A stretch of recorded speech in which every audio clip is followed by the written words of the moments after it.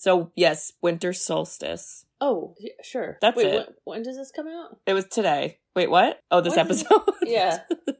In a week? 28th. 28th. Wow. It's like between Christmas and New Year's. Can you believe the year is almost over? Yeah, flew by. What did we do this year? You know, do you have a look back? You had a baby. I had a child. Yeah. What'd you do? Lots of editing. Did I? Probably like over how many hours of editing? Like 300? Yeah, probably. Wow. Sisters who've seen it. We are the sisters who've seen it. Sisters, shooby-dooby-doo-wop, sisters, shooby-dooby-doo-wop, sisters, sisters, sisters, sisters. Sisters who've seen it. Hello, darling. Oh, hi there. How you doing? You got a cute outfit? Got something cute to wear today? Oh. I do not look like Peppa Pig. Peppa Pig. Hello, listeners. Welcome back. Welcome back. This is our nostalgic happy hour that we are doing today. Oh, but first let me introduce ourselves. We're not Jennifer Coolidge, unfortunately. I don't even think we sounded like her, but we tried. I tried. Oh, okay. We tried. No, we all tried. Okay. All right. So we are the Sisters Who've Seen It, the podcast where two sisters who are not movie critics look back on some of our favorites throughout the years through a psychological, ethical, and familial lens. I'm Katie. I'm Bridget. And these gays, they're gonna murder me. Oh my god, so stupid. What a frickin' season. So this is season 2 of White Lotus. The only TV show I don't skip the intro for. What a bop. I hope I hear it at the club. I'm saying it here. This summer, these DJs better get ready. I want it now. Oh, okay. I don't go to the clubs now. Do you go to the clubs now? Well, I'm gonna go on a trolley that is kind of like an indoor club for 3 hours. You like bought a club on wheels. We do. We do. Yes. That's my kind of club. I preemptively requested this, so let's hope it gets on there. That's amazing. Anyway, great song. Definitely an upgrade from the first season, because I did end up watching the first season after I watched the second season. Wow. It's not as good. No, it's not. But it's good. It's good. It's just not like the same. I wouldn't tell people like don't see the first season. Yeah. But if, I don't know, if you're not like a TV person, I'm like, just go straight to the second season. It doesn't matter. There was an interview with Mike White where so Mike White, by the way, listeners, if you did not know, Ned Schneebly, go back to School of Rock. Ned Schneebly is the writer and creator of this series, which is awesome. But they were interviewing him and he was saying how he intended for season 1 to be focused more on like rich people and the money aspect of things. And then the second season was more focused on like sex and relationships. And, like, obviously there's still money because all these people are rich. But, and then he was like, I don't know. And then maybe the third season will be like, drugs, whatever. I was like,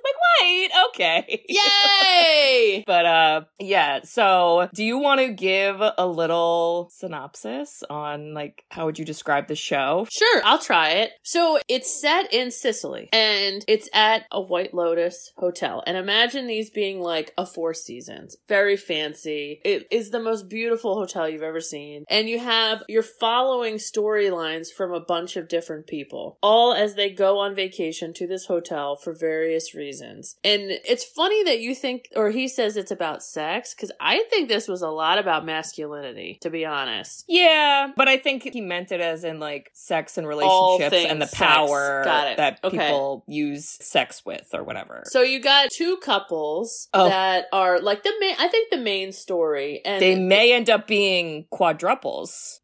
You will. Oh. I just made that up, by the way. So a thruple, a quad.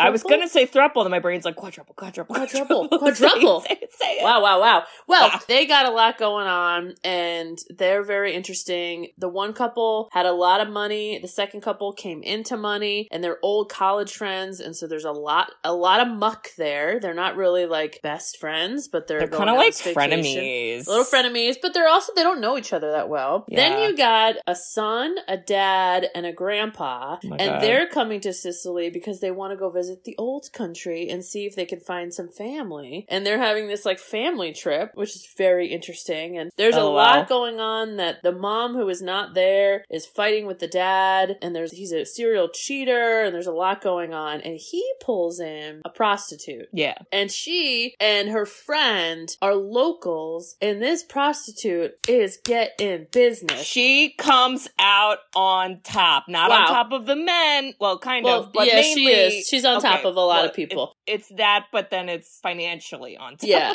So she's kind of going in and out of this hotel and in and out of these different storylines. The other storyline, and this is the only thread from season 1, is Jennifer Coolidge's character. Thank God. She plays this like aloof billionaire who brings Greg, who they met in season 1. Yeah. And they got married, and they're like kind of there in this romantic vacation, and you don't really know what's happening because he has to leave, and so she brings her assistant along. This is me, guys. Oh, what? What? I mean, who? It's not me. I'm not Miss Iglesias. Sorry. Oh my God. So sorry. And part of him leaving, she basically starts to make other friends and makes friends with like other locals that are there as well. And am I missing a storyline? And then there's the hotel staff, right? The hotel staff, but then I would argue the people she ends up meeting are not who you think they are. Okay. And then that becomes a thing. And then there is, what's the guy's name? Quentin, I would say, is maybe becomes somewhat of a character that you end up getting to know, who's like one of the men, and he's a gay man, and he befriends Jennifer Coolidge, and then he has a nephew, in quotation marks, who's named Jack, who then ends up hooking up with Portia, who's the assistant for Jennifer Coolidge. Yes, and then there is you know what the synopsis? Questions. I got it. The synopsis is, it's reality TV of watching like rich people be miserable in a beautiful place because there's all this relationship nonsense. How about that? Yeah, and it makes me want to go on vacation, but I'm not rich, so. Wow. Yay! The other surprising fact about this is only 7 episodes, and they're like an hour long, and honestly, they're like movies on HBO. It's so worth it, I think, to see. And when I first told you about this, you were like, Bridget, no commitment. But isn't it worth it now that you watched it? Well, see, I'm good with commitment if I like get sucked into it, but then I have to like do it all at once. So streaming was like, a really blessing in disguise for me. Oh, wow. In many ways. Yeah, because if I had to wait, I don't know, guys, sometimes I forget. So should we go episode by episode, or should we kind of just like do whatever we want? I like doing whatever we want, like Tanya. I actually kind of want to talk about like each character, I think. Ooh, let's do that. Let's do that. Goonies style, like we did that in that episode. And I'm just so interested to talk about all these people because there was not one character that I hated. Like I liked all of them in different ways. And how is that? That is, I think, the secret to all of this is you want to root for the people. And when there's a movie that you don't want to root for anyone, it's hard to like it. Kind of like Macaulay Culkin's family in Home Alone, everyone. Kind of like Macaulay Culkin. But what's so interesting about this is like you kind of see everybody's like side. I would argue though, Ethan, I was on the fence about like if I wanted to root for him. I keep in my brain mixing up Ethan and Cam, but yes, I agree. Ethan is an attractive man. Okay, so that's one positive. That's Aubrey Plaza's husband. Ethan. Yeah, you're getting him confused. No, I mixed them up. See, but Ethan. Wait, why didn't you like him? He was just there. I don't know. He didn't piss me off. I think he's a gaslighter. Is he too complacent? Is that why? I don't like people who are sneaky about who they are. You mean, with the cocaine and all that? And the prostitute, and he's, okay. All right. Who do we go first? I don't know. Who do you want to I think we should just go out on a bang and talk about Jennifer Coolidge. Oh, gosh. Okay, first of fucking all, O'Donnell. I love her. I love her lots. I feel like Jennifer Coolidge plays a lot of the same types of characters, but I never get tired of them, and I love all of them. And I think what we also need to point out, if you haven't seen this, there will be spoilers, and the series starts out with you are told, and you kind of see, but you don't know who it is, that there's like a dead person that's just fucking floating in the goddamn ocean. Oh my god, that's the whole point of, I should have started with that. Well, and then they kind of make comment like, oh, and there were a bunch of other bodies found. So you're like, oh shit, there's gonna be murder. I loved how that started off, because for me, it set me up the entire season to like be Fox Mulder from the X-Files suspicious and trying to be like, okay, who's got the clue? I made like vision boards, and I'm like, okay, I didn't really do that, of course, but you know, and I was trying to figure it out, and I knew, actually I ended up being wrong about this, but I was like, Jennifer Coolidge is not the murderer. She never can't be the murderer. There's no way. Well, and I thought, well, she's the only character that came from season 1. So like, this is the structure. So like, obviously she'll go to season 3. And what's funny is she's not really the main, she's a main character, but not really, right? Like the couples I thought took most of the scenes. Yeah. And so you're also kind of thinking, it's not like she's too much, you know? And I was totally shocked when she was the one that died. Like, couldn't believe it was her. Respect. And also there are so many fucking, I liked at least like 20 tweets of the scene where she's like, you can do this! You can do it! And she fucking slips and kills herself, essentially. Okay. Let's go back though. This, now if you watch the season over, she got like a bunch of foreshadowing. That, like, this was happening. We had the tarot card reader. She goes on this whole spiel about like, Greg, you hate me. You hate me, Greg. You hate me, you know? Yeah. She's kind of confused about the assistant, but thank God, in a way, she had the assistant, although she still died. Then it explains why he was so pissed she had the assistant, because it was like another person that could have been keyed in. Yes. And also they talked about like the Madame Butterfly comparison, where they're like, you're like Madame Butterfly, and she dies, and you're like, I'm scared. And I still didn't connect the dots. I was just like, this is so funny. Like the season 1, I think it's important to remember that story where she befriended like a masseuse, because she just kept going to this masseuse. Belinda! And this masseuse, she was like, I'm gonna fund this entire new like franchise for you. And right as she's about to leave, she like totally ghosts the character, and like, it's like the worst thing ever. And so you're kind of seeing her come in with all these suitcases, an assistant. She's very aloof. You're just like, the only reason we're tolerating you is because you're Jennifer Coolidge, and your line delivery is immaculate. I felt bad for her character, because I watched the seasons out of order. So I'm being introduced like, oh yeah, okay, she's a rich lady, whatever. And like her husband, who John Greg,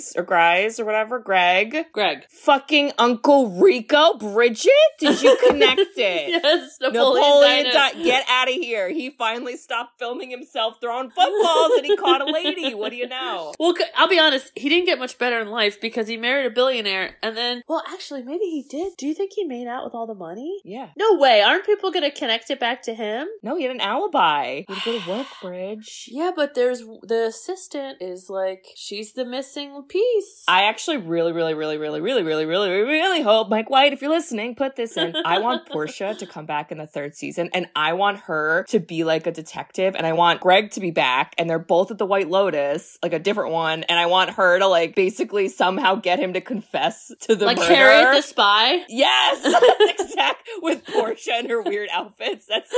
And Rosie O'Donnell can be there too, okay? Like, just bring it all back. I'm so ready for that. But a part of me also thought, wouldn't it be funny if she like transformed into Tanya, and she just like started like fluffing her hair and wearing crazy outfits, and like, well, and then other people were like, is Jennifer Coolidge just going to be back in the 3rd season? And they're going to be like, it's Tanya's sister, Manya, or whatever. Like, and she just is the same person or something.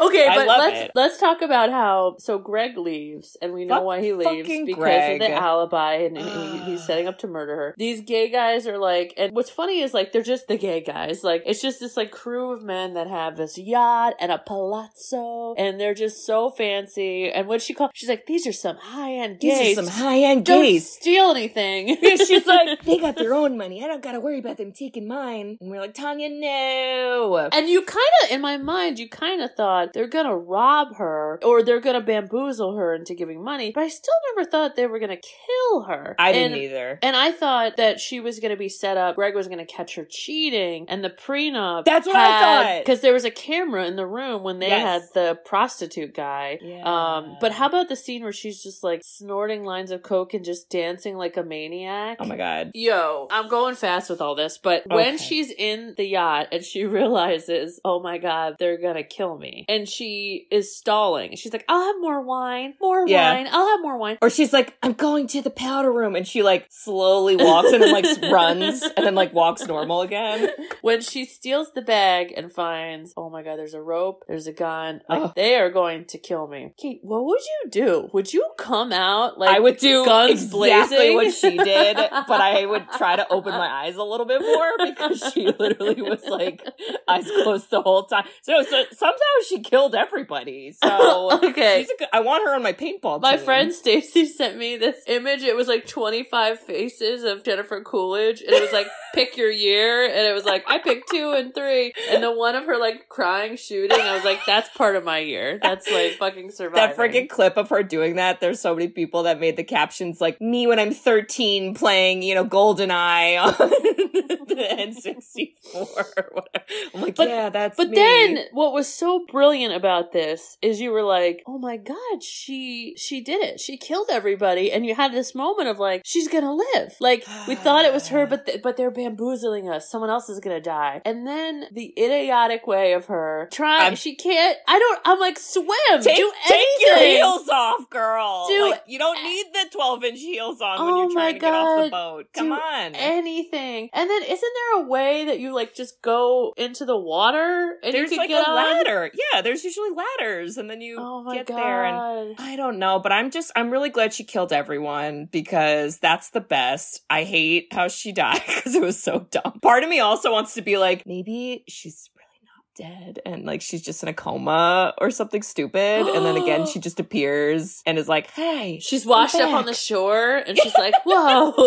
She wakes up in the body bag on the plane. She's like, oh God, get me out of here. Okay, everything about that I was like, fair Mike White, because you know what, if someone had to die, I didn't see it coming and I'm here for it. Fair. I do want to point out the subplot, because the reason that there was a plot to kill her and how it's connected to Greg is because the guy Quentin, who's like the leader of the gays, if you will, he I don't even remember how it comes up, but there's a part where he is telling her this story where he's like, once upon a time when I was a young lad, I was a cowboy in Wyoming. Bridge, I literally was like, is he describing Brokeback Mountain?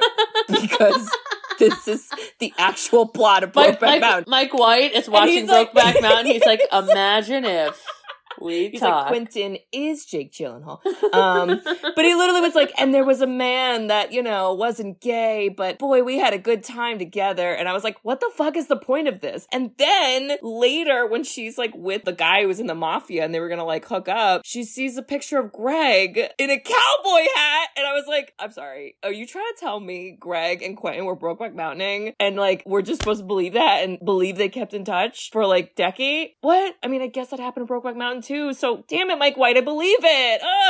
But it's 2022. Brokeback Mountain was like 1970s or 60s. No Anne Hathaway's here, I'll tell you that. Oh my God. Well, wow. I think we did Jennifer justice. What do you think? Okay, we also though, let's just, while we're connected to Jennifer and let's just talk about Quentin, let's also talk about Quentin and Jack. Did you see that happening? Be honest, because I didn't. If I'm being honest, the only reason that entire subplot was there, so Tanya could say on the phone, well, he was kind of fucking his uncle. Just to have that line in there. Just for that line, Mike White was like, how do I reverse engineer this story? I didn't see it coming. I don't love it, and I was shocked. And I was like... So, I think it reflected more on Portia, though, than Jack and Quentin. I was like, this is weird. They're all weird here. Well, I also think the show was essentially being like, they're not really related. Yeah. Which, if I step back and I think about all the events leading up to this, they don't have the same accent. They never explain, like, why the fuck is Jack hanging out with you because he was like, oh yeah, for like a month I've been here. And she's like, what? And he's like, anyway. And I was like, wait, that is weird, but I don't know, maybe rich people just do what they want. And there were parts where he would be like, yeah, I just hang out with these guys. And she's like, what? Why don't you hang out with young people? And then you're like, oh shit, because he's literally like a mail order young man dude who's like there to bone men. It's a lot. Well, you know why I think we all believed it? Is that there was the subplot with Christopher and Albie, and it was like a son and like a father, uncle, whatever figure, and like they're bored. So in my mind, I was like, well, this kid, as the nephew, he's bored hanging out with all these gays, that he's like, oh, hey, Portia, let's go do our own thing because like I'm not gay and I don't want to like... Not gay right this moment, but maybe later. I'm not gay. I'm not gay unless there's money gay. Opposite day gay. Yeah. But, yep. And so I kind of believed it. I was like, oh, he's like bored. So listen, here's what I'm going to say. Okay. I want everyone to listen up. If you're attracted to men, okay, or whatever, I'm pretty sure we all would have done what Portia did. Okay. I think we all would have gone down the route Portia went. All right. I think you would have picked Jack over Albie. And well, you know, it's not a great outcome. But did she? Because at the end, she kind of gets Albie's number. Okay, but that was like a pity, you know? Was it? You don't think that was a pity? I felt like it was like a pity thing. Well, as Tanya would say, get your shit together, Portia. Okay, should we talk about Portia? Because we're already talking about Portia. And I am fascinated by this whole character, and I'm fascinated by Kate. We all know what I'm going to say. The outfits! Play themselves. Oh. The outfits! Yes. Actors do play themselves. Yes. But I think everybody was saying how, like, there was a lot of correlation between the characters' like confidence and their outfits. And so they said that Portia like didn't really have this identity, so she was always like trying on these different looks. And then they would say that like Harper started off like stuffy outfits and then became like loose and fluffy. And I just feel like Portia's though were like over the top, that after every episode I would look up reviews and it was just people ripping apart her outfits. I was like, one episode she was straight up dressed like the Big Lebowski in a bowling like button up t-shirt, and I was like, okay, cool. Or the like crocheted like vest thing. Yeah. Like, what? And she had a crocheted bucket hat bridge. Britney Spears would be proud. Wow. Well, and so she comes as Jennifer Coolidge's assistant, and she's like, I hate this job. I don't know what I'm doing. Like, she's definitely lost. And as Albie would say, like, a wounded bird. Ew. Hated it. I fucking hate Albie with a lot of my being, but we'll get there. Hated it. And so she's just like, whatever, I'm here. And then all of a sudden my boss tells me I shouldn't be here because her husband is mad about it. And everyone made fun of her because they were like, she's hiding in like plain sight. Like she would hide like literally at the restaurant. She'd be like eating, and then Tanya would walk in and like give her like a glare, and then she'd be like, and like, go with her food to her room. She's like, I gotta eat. Gosh. I gotta tell you, if my boss was like, all expenses paid, Sicily, and then they're like, I don't need you, I'm the happiest person ever. I am like, thank you. I'm having a fucking party. And I would never be found, by the way. Tanya would definitely die faster, sooner, quicker. Oh, Jesus. I literally would just be like off doing my thing. Yeah, I know. I thought the same thing. I was like, Portia, like, does it really suck that hard? I feel like this is kind of great. And you just like get to do whatever the fuck you want. And like, cool. It did kind of suck, I feel like, when then Tanya was like, no, you gotta hang out with me again. Portia's yeah, that sucks. I felt bad. Then I was like, okay, that does suck. Because when she hangs out with her, I'm like, what a weird job. It's like, I don't know, she's just like doing just like the dumbest stuff. She's like Belinda, but no massages or tribal singing, you know? Yeah. Yeah. Anyway, so I am Portia in a lot of ways because listeners, Kate! If I had the choice between hate him a lot, Albie, who's trying really hard and in his mind thinks he's a nice guy, and some people think he's like hot, which I'm like, uh-oh. No, I would pick Jack. I'd pick the guy fucking his uncle. Sorry. Well, Kate, we should discuss that on a later date. All right. I mean, it's, it could be summed up by I am not married still. So maybe I just am living the Portia single gal life. And I don't want to learn your dumb lessons. And don't tell me to date Albie because I shan't. No, shan't. Good. No, you Shan't. don't need Albie or Jack. No, I don't. Yeah, well, I'd like neither, I'd like someone better. I don't want you dating anyone in the White Lotus, okay? Maybe the front desk guy who gets engaged. Rocco seemed nice. Rocco. Okay. The thing with Portia that really freaked me out is she starts to kind of like get smart and she's like, can we go back yet? Can we go back when he's clearly taking her away from the party and trying to separate them? And he's like, no, don't worry about it. Don't worry about it. Oh, let's take a hotel. Don't worry about it. And then she gets smart, steals his phone because her phone is lost. And that's, to me, what would she be? Like a Gen Zer? Probably. Yeah, I feel like so. That's like, you basically took my arm. I'm about to I can't do anything. And so she gets smart. She calls Jennifer Coolidge and is trying to figure out what's happening. And then kind of confronts him and he gets like mad, but he still doesn't like kill her. I know. I was scared. I was like, please don't kill her. Die? I was worried she was gonna die. When he was driving her, I was like, now we're in like a dark, secluded area where there's no witnesses. Like, this is where we do like a murder and then drive away and nobody knows. Well, and I kept thinking, like, what's her plan here? She's just gonna be like, so do you like fuck your uncle? And I would have, that's where I'm not Portia. I would not poke the bear. I'd be like, okay, get me out of here. Thanks. No talking. No, I wouldn't say anything and I'd be like, thank you for getting me on this plane. Bye. Thanks for throwing my phone out the window and cracking the screen. She's this link. The next season, I'm telling you. What are we doing with Portia? Because she knows she's the only loose thread. And if anything, Greg should probably try to kill her because she's the only one that really knows what went down. And like, I don't know, does she go like hide out in like Bali? You know what I mean? Like, I'm telling you, Portia, Harriet the Spy at the White Lotus in, what'd you say, Bali? Bali, but like, I feel like she is not going to be on the offense. I think she's like when she was in the airport with like her disguise, and she was trying to hide. I feel like the next season would just be like her trying to hide in another country from like Greg. I mean, she doesn't have like money though. Oh, that's true. How would she get there? Part of me really wanted her to be like a Nepo baby. I know that's like the buzz phrase, of late, but I was kind of like, that would make so much fucking sense if she was like her own rich person and she's like, ugh, life is so sad and horrible. God, I have to hang with Jennifer Coolidge. I was like, that would have made sense too, but and then it would have made sense for her to go to the White Lotus because she would actually have money to afford it to some degree, but we don't do that. So wow. Harriet the Spy it is. Okay. All right. So now we've definitely done that whole subplot justice. We don't need to talk about Greg. We're just going to move on from Greg. Okay? All you need to know is it's Uncle Rico from Napoleon Dynamite. That's pretty much it, but he doesn't get better. I honestly prefer Uncle Rico. I'm just going to say that. At least you knew where he stand. He wasn't trying to kill you. Let's get to the juicy quadruple. The quadruple. All right. Okay. Let's talk about Cameron. Okay.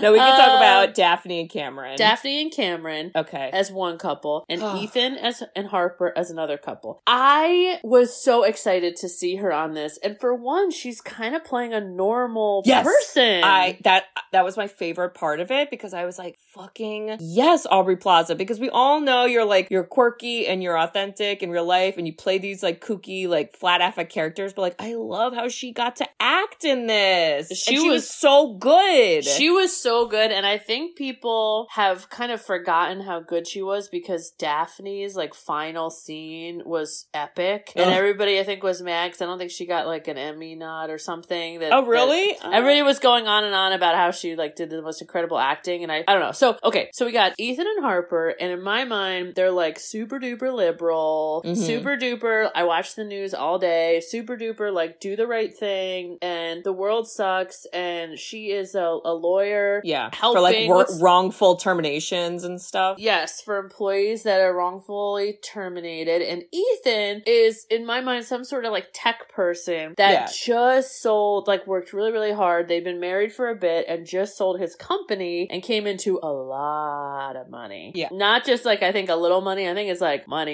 And, but they're not really different. Now, what's funny about them is like, they're very honest with each other. They're seemingly on the same page, but the problem they have is like, they're not really having sex. Yeah. And that's... But Cameron's going for, you know, runs every morning and then he's like jerking off in secret. Ethan. Oh my God. Jesus You're turning Christ. into me. You're turning into me. I need photos. Okay. Okay. I'm so sorry. So you got that subplot. Now think of the exact opposite of that, and that's Daphne and Cameron. Now they have had a lot of money for a very longish time, and they go on these fancy trips, and they have children, and they don't watch the news, and let's just say they seem very like Republican-y. Well, they're essentially like, the world is great, and then Aubrey, Plaza, and Ethan are like, are you kidding? Everything's horrible. And they're like, really?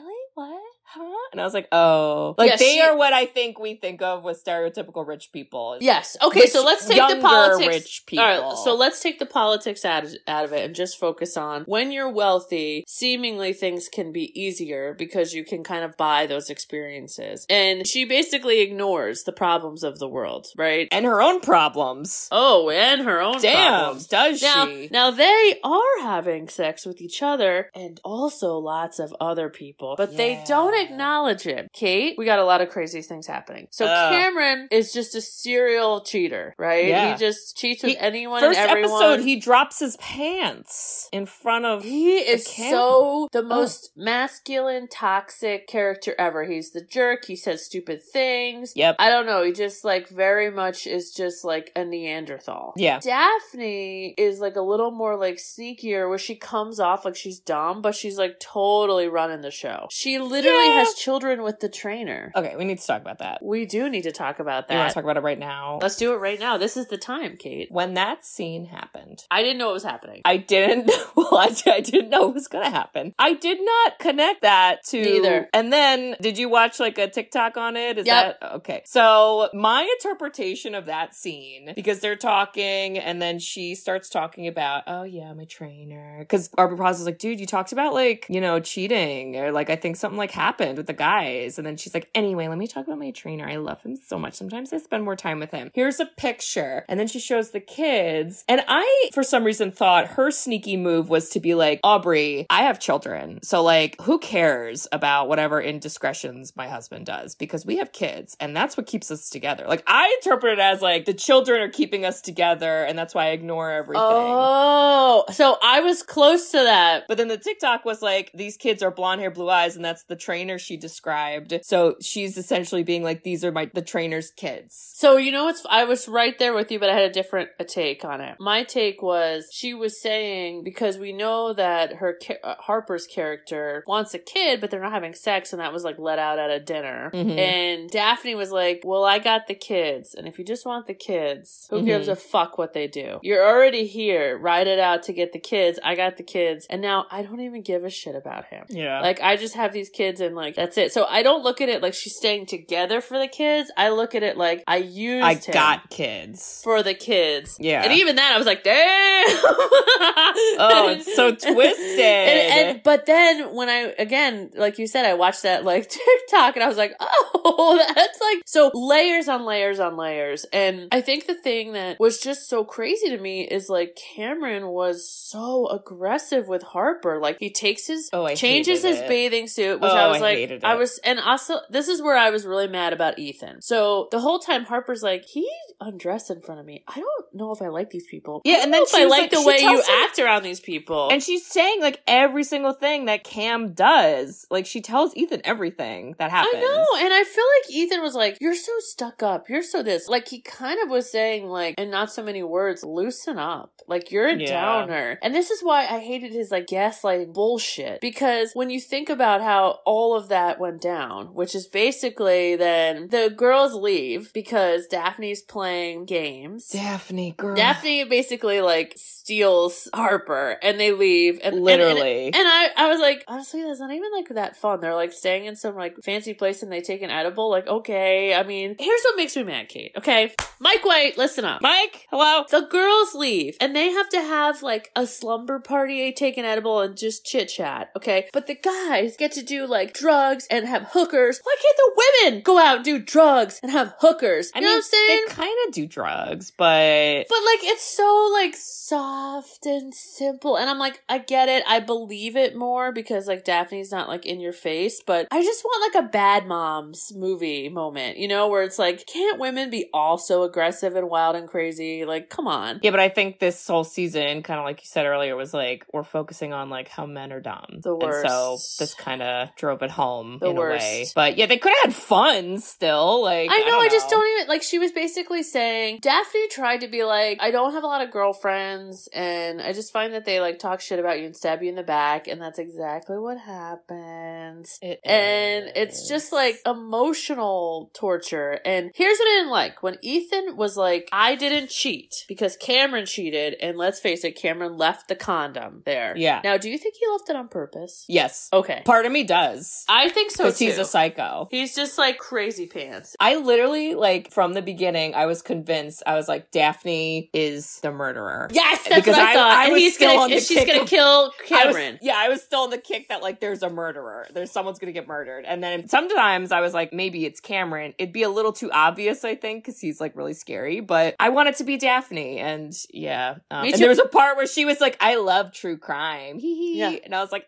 ah. Well, and she said, like, scuba diving. She's like, married couples go away and then scuba diving. And I was like, when are they gonna scuba dive? When are they gonna do it? Okay, so, yeah, we basically, again, like, this setup with this couple is pretty... They're not really friends, you know? It's weird. And we kind of learn, like, Cameron invited Ethan and Harper, and then she kind of points out, like, dude, you just came into all this money. He's definitely gonna try to do some weird scheme with you, like some money making. He's gonna make you a weird offer. And he does eventually, but, like, that's not all the dumb stuff that happens, which I think is really funny. And essentially the big, like, turning point is where, yes, the girls are away. Cameron and Ethan are, like, getting really drunk, and then they come across the local, you know, White Lotus hookers.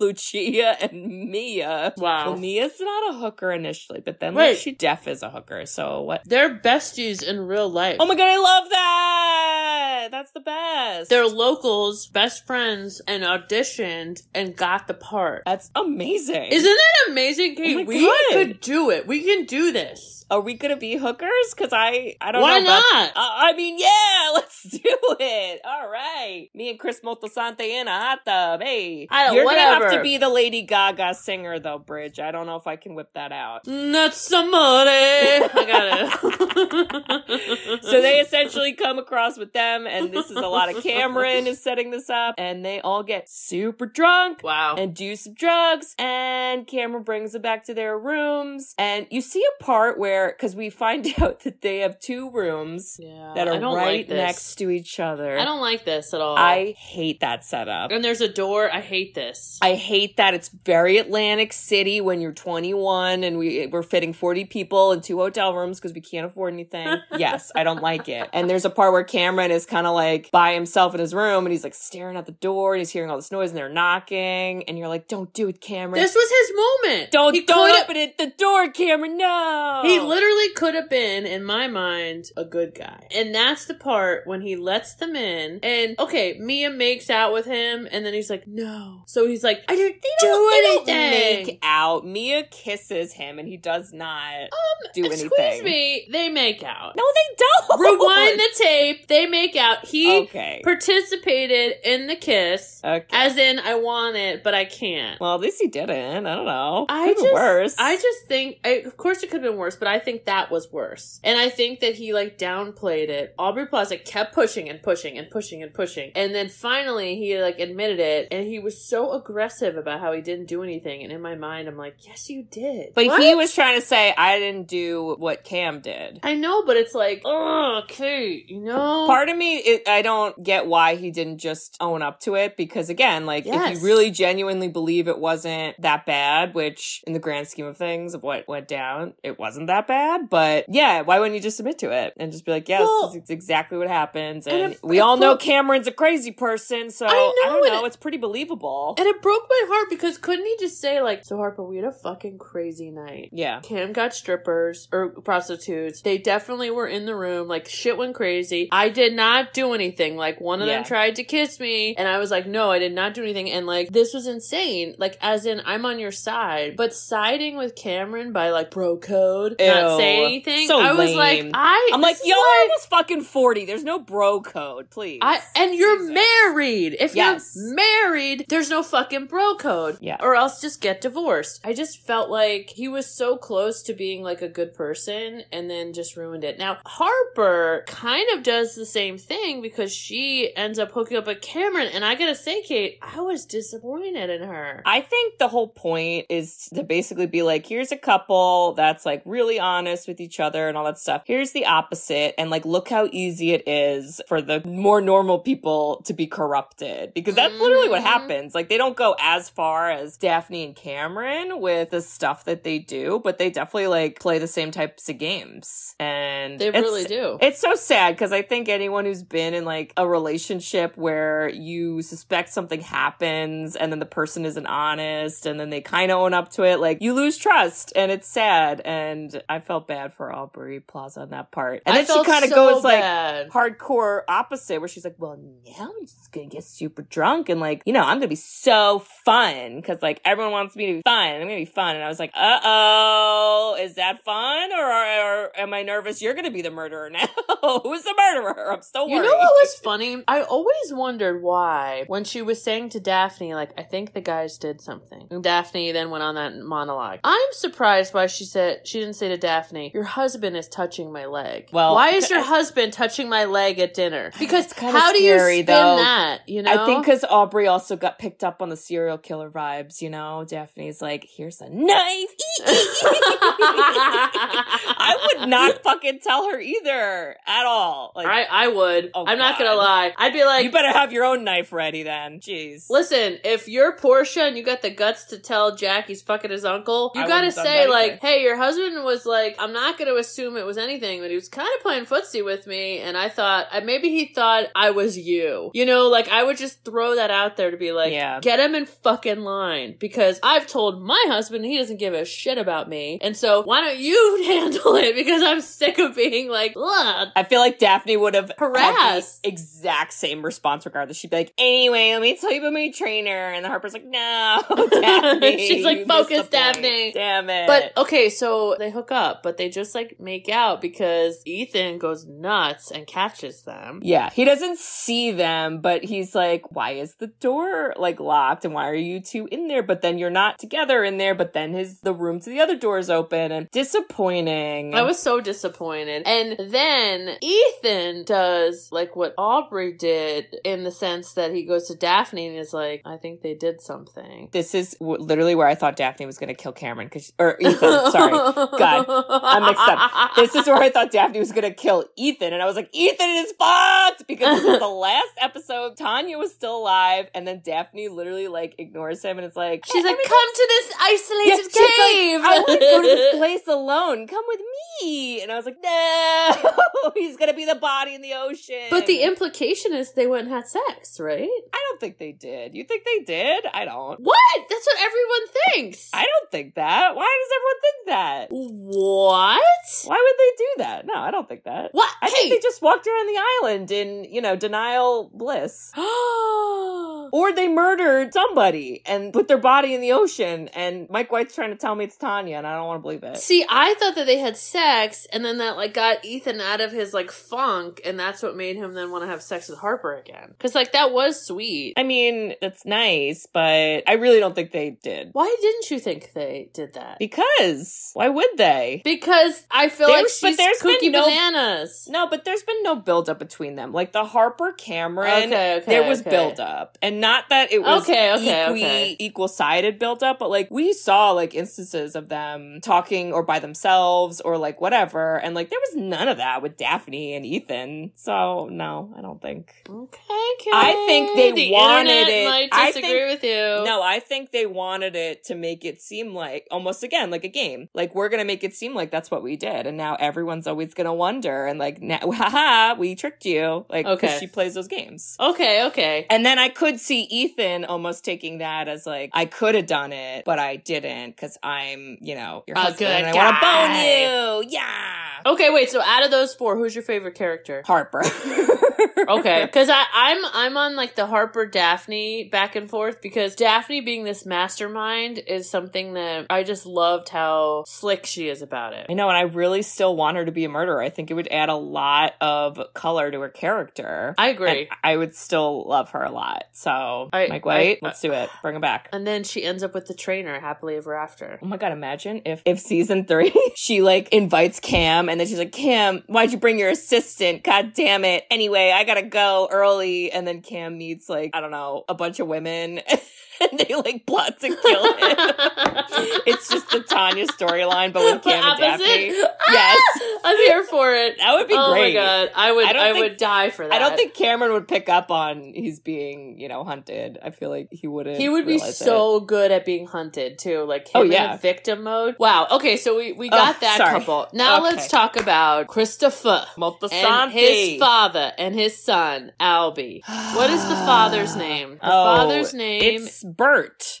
So basically what I read about all them, they're all different like chauvinistic people. Yeah. But it's a generational form. Bert is just like loud and proud about being sexist. Yeah. Hey like, honey, oh, you're a cutie. You're hot. And then Christopher is like, Dad, that's so embarrassing. You should be respectful to women. But behind the door, he's cheats on everybody. And he's the one that got Lucia, the prostitutes, there because he was plotting that before vacation, which I'm like, how do you have the time, sir? I don't know. I hope he wasn't buying feet pics because she talked about that at one point where she's like, I've been selling feet pics. And I was like, no, Lucia, no. But he's this like very wealthy, film director? Yeah, it was something in Hollywood and he just has like disposable money. And the very first episode, he like calls his wife and like, we don't really know him at this point, and the wife just starts like fucking screaming at the top of her lungs like, I fucking hate you, don't ever fucking call me. And he's just like sitting there like in silence like, oh.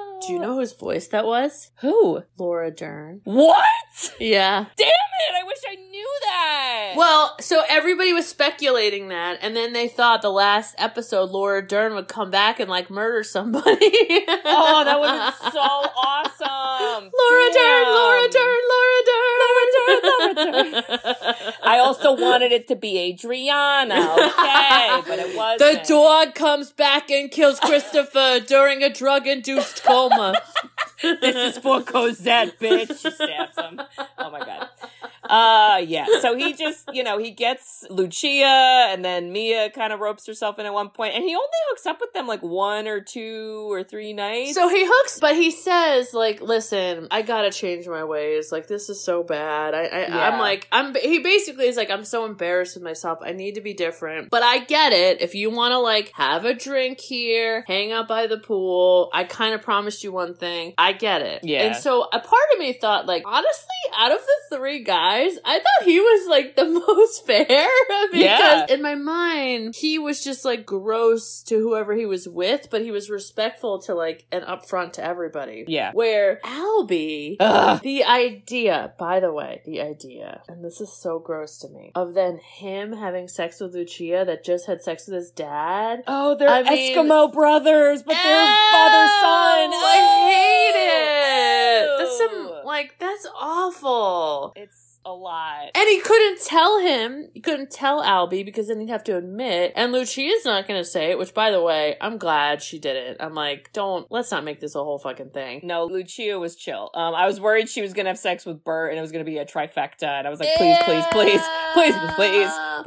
please, don't do it. Yeah. But to me, then you get to Albie and he's like, you just cheat on mom and you're a serial cheater and grandpa, you're disgusting. You can't talk to women that way. And like, I'm a good guy. And in my mind, he really was like fine for a bit. And then when we meet Portia, he just talks about like, I like women that are wounded birds. And I was like, and then he's like, I'm going to be a little more forward. So I'm going to kiss you even though the vibes aren't there. Wah! I was like, ew, Albie, you're the worst. Yo, we've all dealt with an Albie, all right? And Albie is someone that overcorrects their actions. Hate it. So if you're timid and you're like, hey man, next time, like, just go for it. Don't stick your tongue down my throat, okay? Never. Or be like, hey, how are you? Let's hold hands. No, okay? Unless you get the vibes. There were no vibes. The bucket hat, no vibes. No vibes. Okay? I mean, a crocheted bucket hat basically says, I'm abstinent.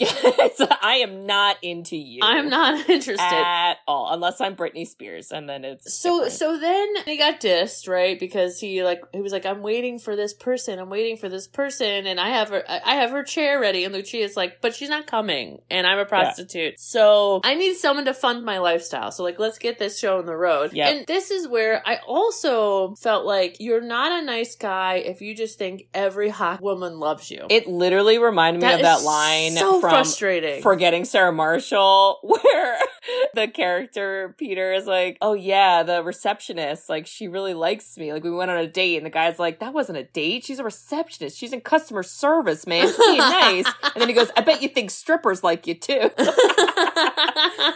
I was like, this is... Yes, perfect. This is Albie. Albie thinks strippers like him, and they fucking don't. And I hated, too, how he was like, oh my god, I have to, like, save her. Poor her. Like, scary man. Like, I'll save you with money. I was like, you are such a little bitch, and you're dumb. And listeners, this is a lesson for us all, because the next time, if you ever have an Albie in your life who is fully funded, I believe you should make up a kidnapping subplot that you have a pimp who's out for blood, and maybe you'll get $50,000 as a result. Well, and how about Christopher saying, Albie, you're such an obvious mark. Yeah. Now you're so dumb. He's like, if you don't remember, I am Tony Soprano's nephew. Yeah. And a couple years back, I knew a thing or two about how this works, swindling and bamboozling people. And I feel like then Albie gets kind of evil because he's like, well, you need help with mom, right? Mm-hmm. And I'm the one that's going to help you, and I'll tell her that you've changed. So think of it as a karma payment. And I'm like, you're just fucking gross at this point. Because you can't be all high and mighty on integrity. So there's a comedian that I think does like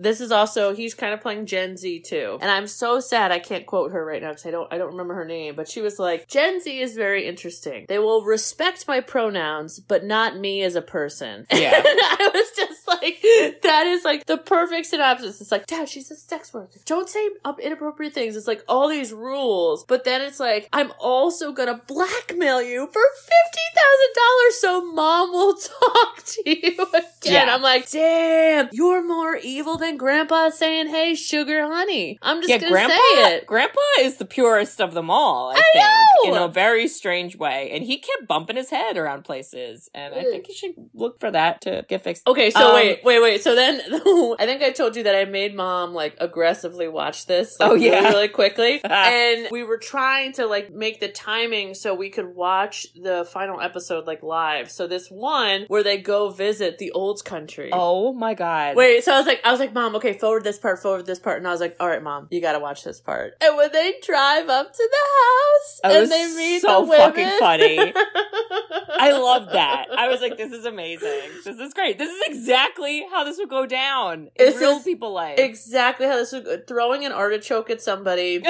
And saying, get the hell out of here. Yeah, get the fuck out of here. I will kill you. Oh, God. I just thought it was, like, so It was so perfect. And then Bert goes, I'm never going to have a homecoming. I'm never going to get that homecoming. And I was just like... And you're like, it's not all about you, Bert. Not all about you, bitch. Guess what, y'all? You guys got some cleaning up to do. Bye-bye. Yeah, so just their subplot was wild. And then there is, in the very end of the last episode, where it's like everybody's flying home, there's a scene where there's like a younger woman who walks by them, and all three of them fucking turn around and stare, and you're like, wow, you guys suck. You're all so lame in different ways. I know. And so you said you're Portia, and you would have gone with Jack, then Albie. I would have been like, Albie, you gotta get the fuck out of my face. But at that point, you didn't know Jack was having sex with his uncle and trying to, like, help kill you. No, and your that's boss. why I would have been like, I would have saw Jack immediately when he was in the pool. I would have been like, hey there, fella. Woo. Yeah. Chilly in there? Need a warmth? Let's do it. So, okay. So, I think that was, like, the main characters. And we talked a little bit about Lucia and Mia. But I do think we have to talk about Valentina. Oh, Yo, She's I great. watched an interview. You have to watch this. I was going to die. Where she said, so she's from Italy, an Italian actress. And she goes, I was so grateful to be in this show that I wanted to do something for the cast. Oh, was this the cake story? Oh my God.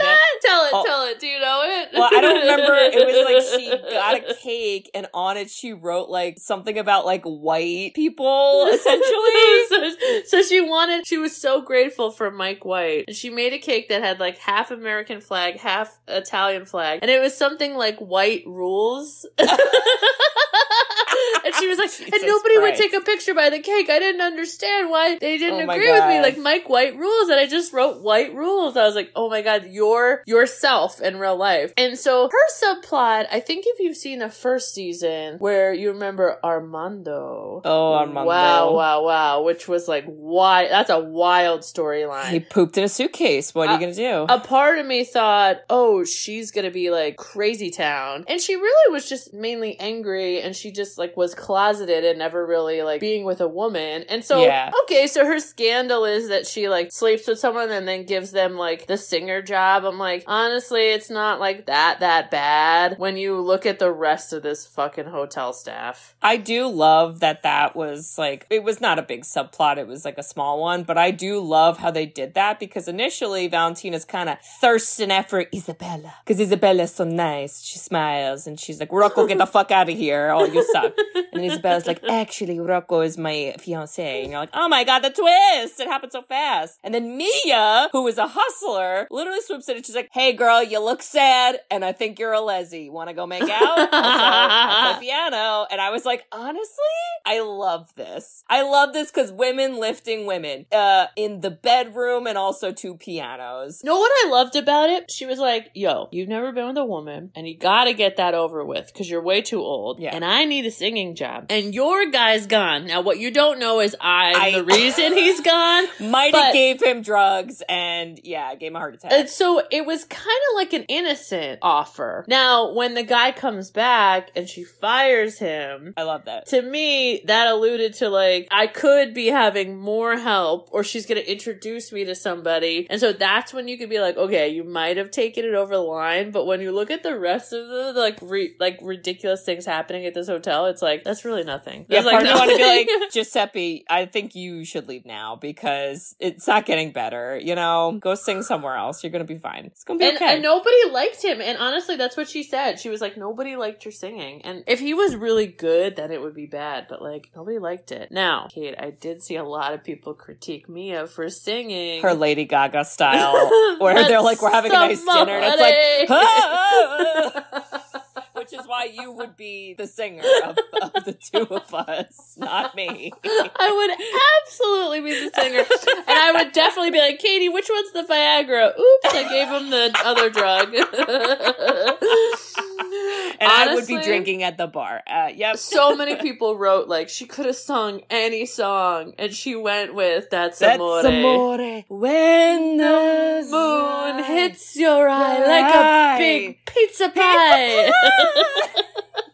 Every Italian must be like, we hate America. Oh my god. Oh, it's so good. It's so freaking good. But I think to your point, like the end scene is Lucia got her 50 grand and played him. And Love like, it. what is he gonna do? That's that. And then Mia gets like a full-time job. I mean, yeah. And Valentina got laid.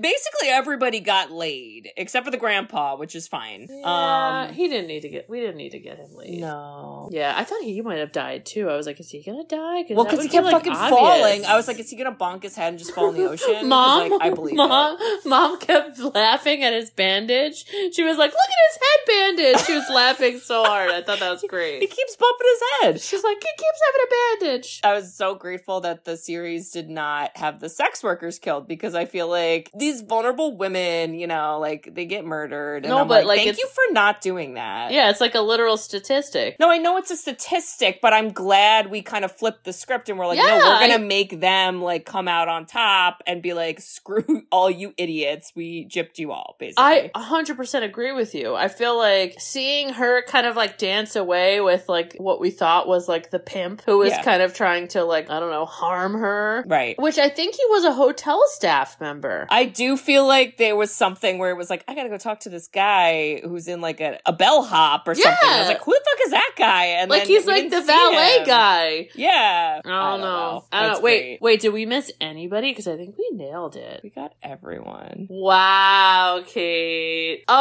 There's so many other things. But what do you think made this show a super duper hit? Like, why is everyone obsessed with this? I mean, I think I like the way it portrayed just different relationships and interactions. Ooh. And they weren't like stereotypes, because it's like, okay, yeah, rich people are snobby and whatever, but like it was just like more than that. There were layers. We got to the core of the onion. Okay, I'm gonna show them the core of the onion. That's from Tanya season 1, y'all. Oh, and Shrek too. Are like onions.